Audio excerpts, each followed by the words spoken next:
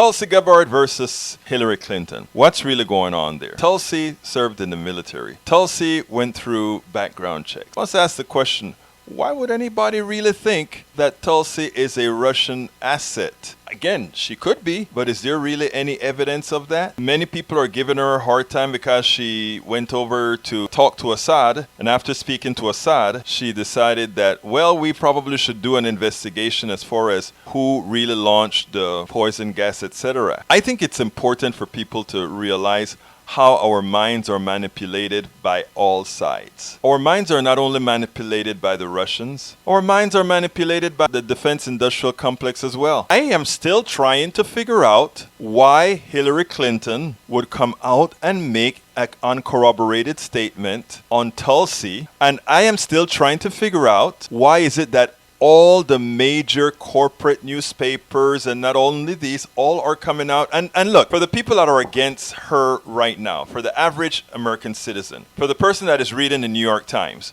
for the person that is watching CNN, for the person that is watching MSNBC, hearing all these issues about, I can understand that they will come into my thread and really think that this woman is the worst thing ever, because the media sources that we hold there, I mean, these are not Fox News we're talking about. We're talking about the New York Times, we're talking about CNN, and we're talking about many other networks that are either what we would call centered networks, fact-based networks, or otherwise. They've all come out with issues on Tulsi. The one thing that has yet to come out is specifically what is it of her. And again, I am not here to defend Tulsi. I'm here to defend the truth. I'm here to defend that we don't allow people to manipulate our minds on neither side. And what I'm trying to tell everybody, the reason I put that statement out there, is that it's not only Donald Trump and the Russians trying to manipulate the American mind. It is the other side as well. Let me dictate what I wrote first in the context that I want to dictate what I wrote. My statement was as follows. I cannot believe Hillary Clinton, unlike President Barack Obama, has involved herself in the Democratic primary race with such a vile attack on Tulsi Gabbard. I cannot believe she does not know that her attack will destroy much of what those of us who have been working to unite those who unknowingly supported a corrosive neoliberalism versus true progressivism. Progressiveness. But there is an establishment method to the madness. I won't go into it right now, but suffice it to say it has to do with the decline of Joe Biden, which was inevitable, and the ascent of Elizabeth Warren, with Bernie Sanders still very viable. The facade of many in the party's leadership is peeling off. My hope is that the rank and file will see the truth and coalesce appropriately. There is nothing in that statement that I don't believe. And there's nothing in that statement that comes out and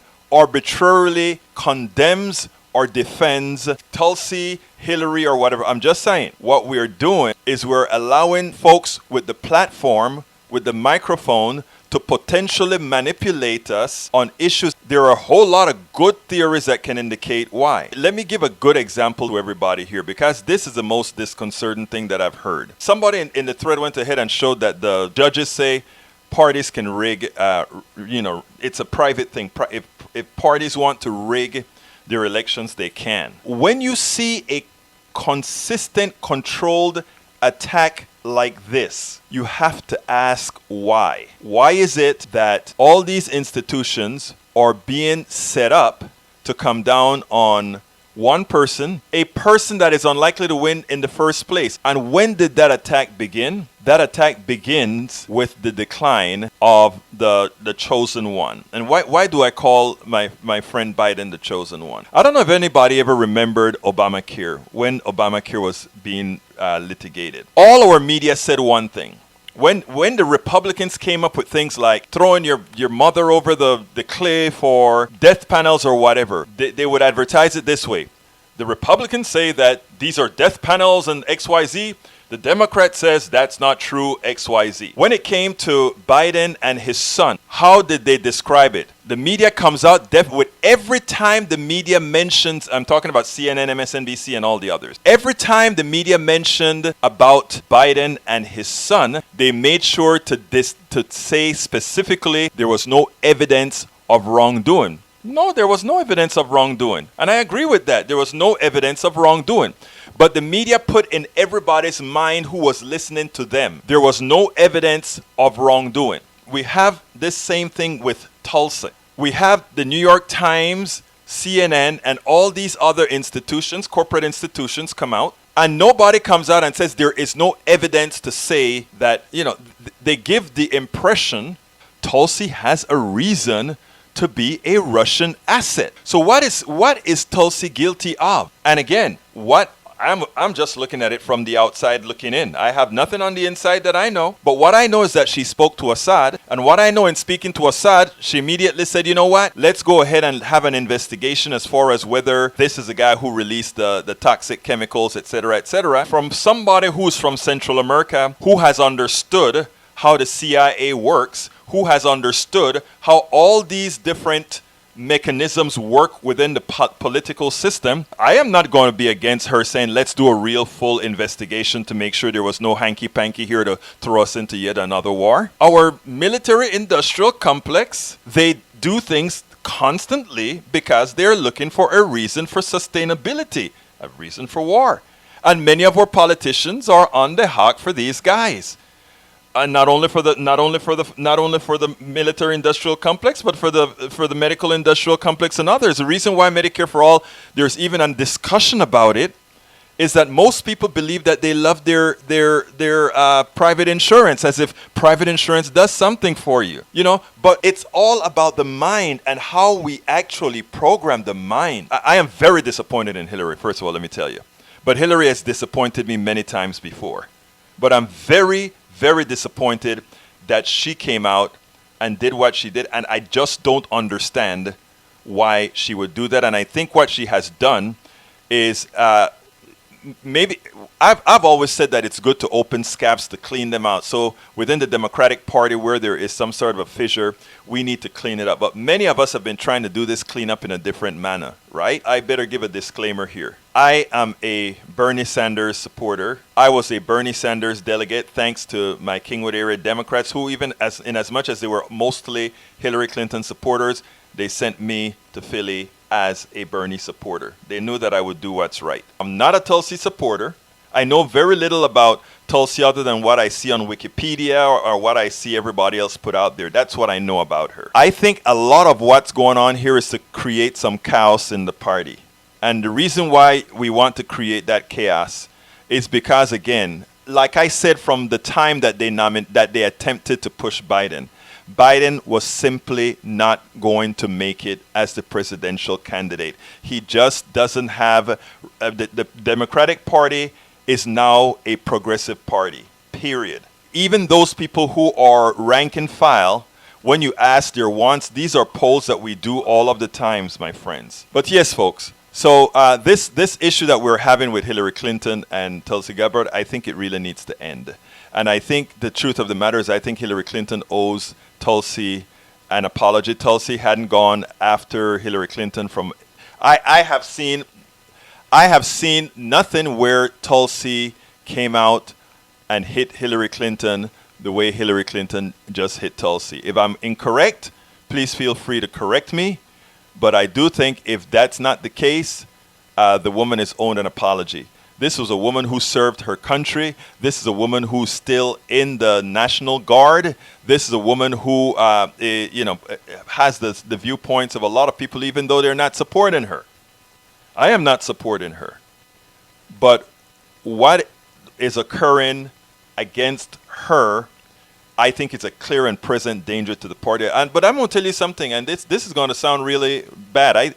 I think, this is my real honest gut feeling here. I think a lot of people are willing to not blow up the party, but blow up the potential of a bona fide progressive and tailcoats winning, because they would rather continue a level of neoliberalism.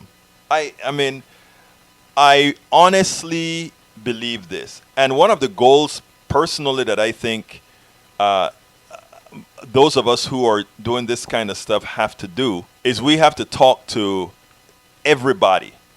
We have to talk to people. And we have to talk to our brothers and sisters that are Democrats that somehow think that we are trying to do something negative as opposed to what is best for the party. Because I tell you, when we talk about corporate control of the party, when we talk about the parties being more the rank, not the rank and file, but when we talk about the establishment of both parties being more similar than not, a lot of this is proof positive. When you see a party, Nancy Pelosi just came out with a drug program that looks at 10 drugs at a time. Why are we looking at 10 drugs at a time as opposed to just looking at the pharmaceutical companies and saying you're thieves? And now that we know you're thieves based on what you're doing, we just come against you. We look out, we have the majors within our party. And again, this is not about to disparage a party. This is just how things are. We have the people in our party always thinking corporate comfort first before the comfort of all the others. I ask everybody to go around your neighborhood. And I'm not talking about those who live in upper class neighborhoods or whatever. Go around your neighborhood and see what's changed.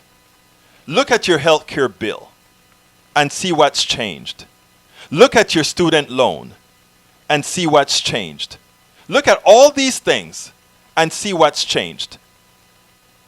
And the reason I'm saying to do that is because what happens here is we get into a group think, a party think, where we cannot speak up against the party. Somebody left a message in my thread. I just put this message out. Free speech, not only free speech, but these are my thoughts.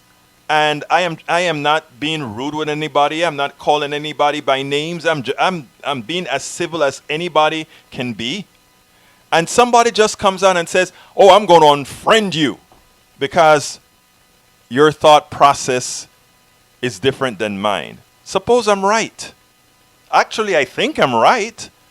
But let's say you think you're right, but then suppose I'm right. You have to open your mind and you have to ask yourself why these things are occurring.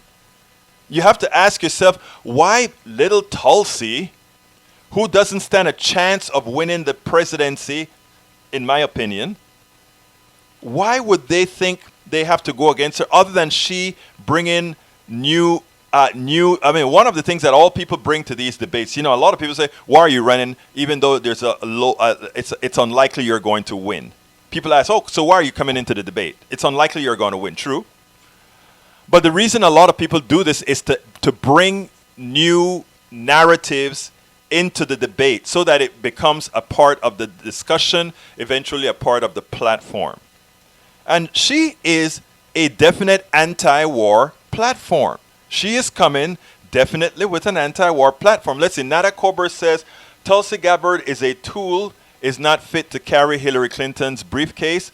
A show called Progressives were asleep at the wheel while people like Tulsi, Jill Stein, Donald Trump were selling out our country to Russia.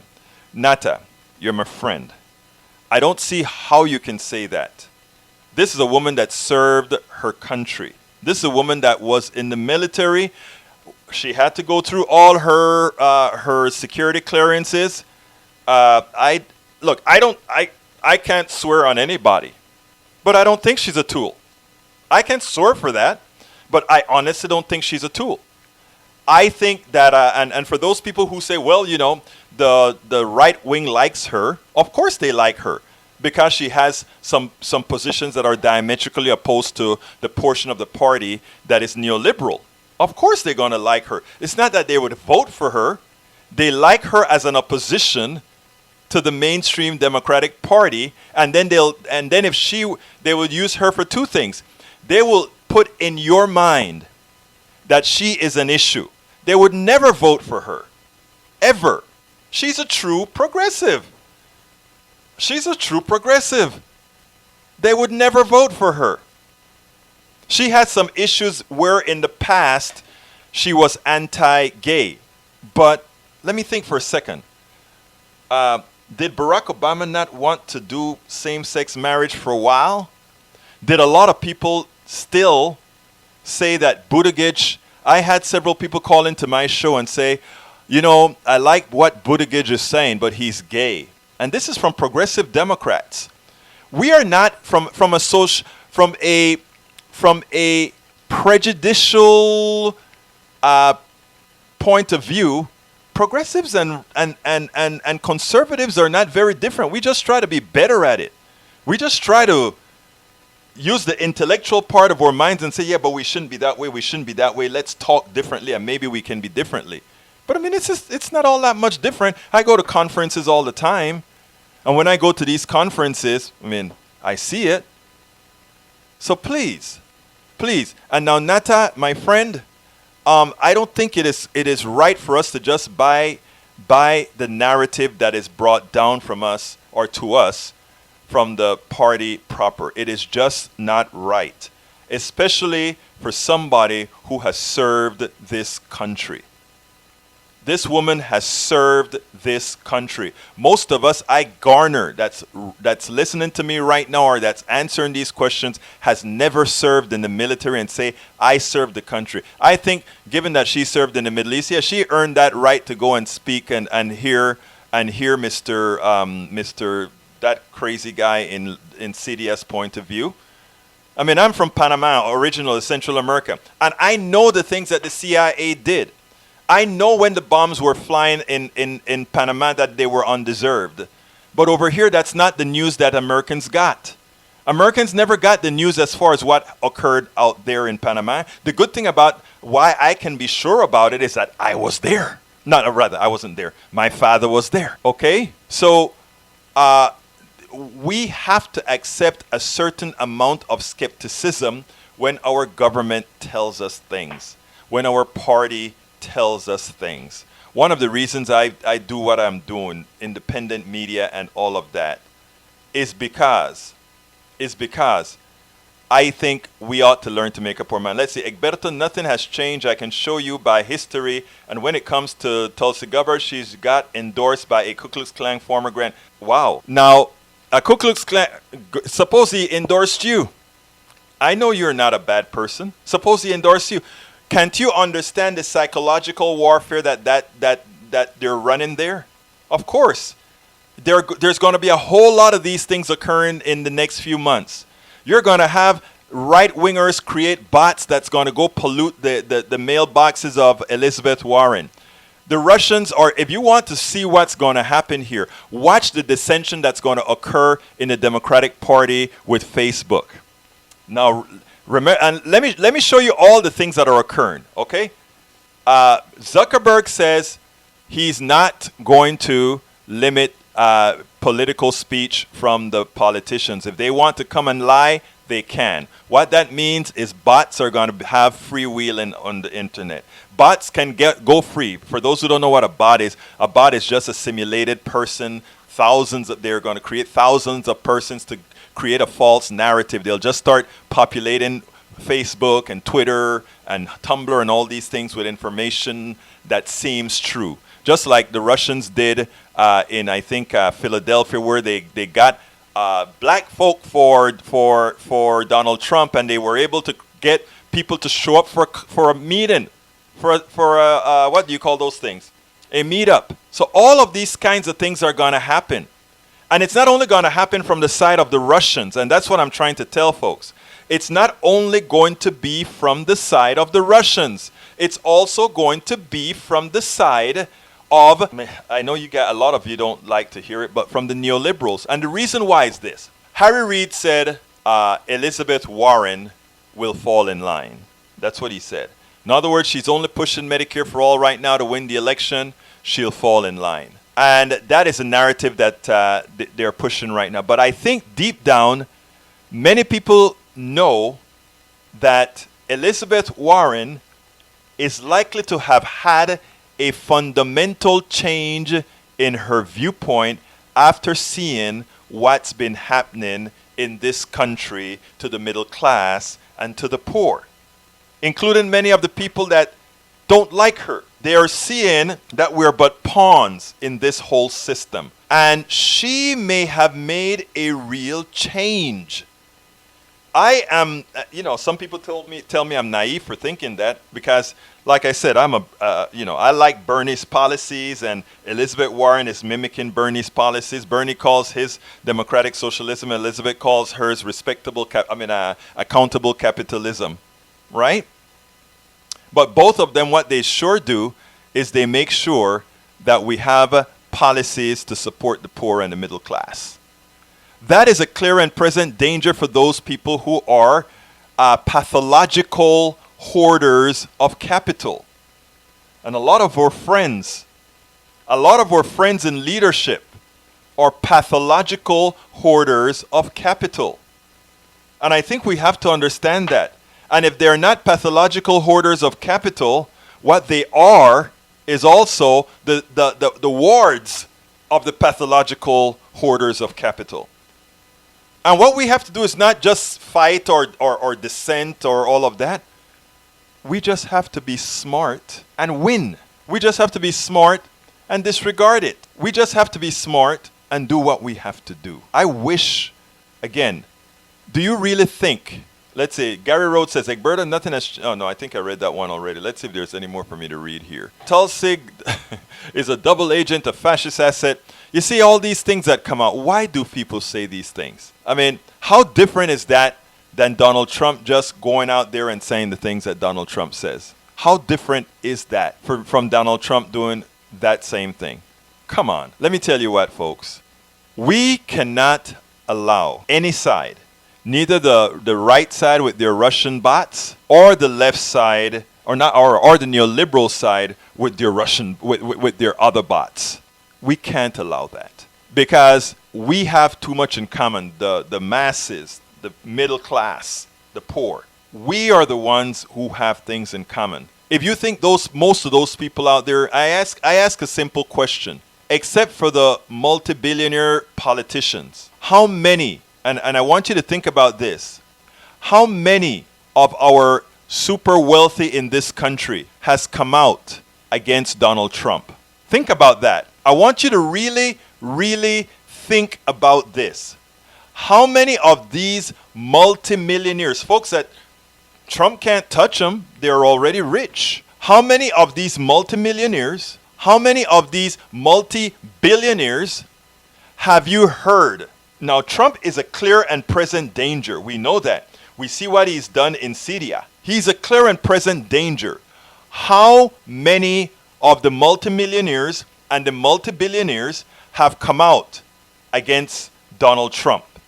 And I mean come out actively and say, we have all these billions. Let's really pump it into candidates that are there. Let's have all these super PACs out there. It's legal now, right? Let's have all these super PACs really pushing the progressive message so that we can get rid of Donald Trump. So that we can tell the people in Appalachia, remember my terms, when we unite Appalachia, the ghettos and the barrios, we'll all take over the plutocracy. But ask yourself, how many of these multimillionaires and these multi-billionaires do you see out there that are there saying, oh, Trump is terrible. He's putting the country in danger. I want you to ask yourself that question because I can tell you the answer. I've tested it. Almost zero. I haven't heard any real super negatives using their power, their finances. I haven't heard it from Bill Gates. I haven't heard it from Oprah Winfrey. I haven't heard it from none of the billionaires that have come out really and hit Donald Trump hard. And you know why? Ask yourself why. The fight isn't between us having to protect Hillary Clinton, who is worth over $400 million. The fight isn't between us and Donald Trump, shouldn't be between us, ourselves, and us thinking about, oh, no, Hillary's this and Hillary doesn't give a damn about, look, we should not care about, and by the way, I'll just say the same about Bernie or any one of these folks that want to be president. They're going to do what we tell them to do if we can get together and tell them what to do. That's what they're going to do. If we get together and tell them what to do, that's what they're going to ultimately have to do. The problem is they're good at doing exactly what they're doing right now, and that is creating enough factions within us that says, Tulsi is there. No. I am not going there. Every single one of you that lambasted me in the thread, you're still my buddies, okay? Because I am not going to let what Hillary did or what a lot of the others are going to do or what some Russian bot does to change fundamentally what we know needs to change in this country. And I wish all of us will get that in our mind. You see that guy that told me he didn't like what I say, so he's going to unfriend me. What is he going to do next? Not give me, no longer be a part of my Patreon to support the movement? Come on, guys. Come on. We can't allow the plutocracy to do that. And that's my point. Ask yourself several questions. Think about, watch the news, watch CNN, MSNBC, and them all. Watch their constant defense of Biden and his son. We all know his son gets that job because of a name. But I mean, I don't care about that. That is something that Trump brought in because he wanted to create that false equivalence. There's no comparison between Biden getting his job because of some sort of nepotism and the fraud that the Trump administration and his kids portray. That's a false equivalence. But it is true that absent Biden being it's true that it wasn't a meritocracy that got him the job in China. It wasn't a meritocracy that got him $50,000 a month. Two things doesn't have to be mutually exclusive. And those are the things we have to understand. These are not saints we're talking about. Biden, none of these guys are saints. Okay? So let's remember who we are fighting for. The middle class and the poor. Also remember, we have nothing to do with the rich. Those people that are wealthy, they're not speaking up against Donald Trump. That 40-something percent that has been solid for Donald Trump isn't just Appalachia. It isn't just the racists in Appalachia.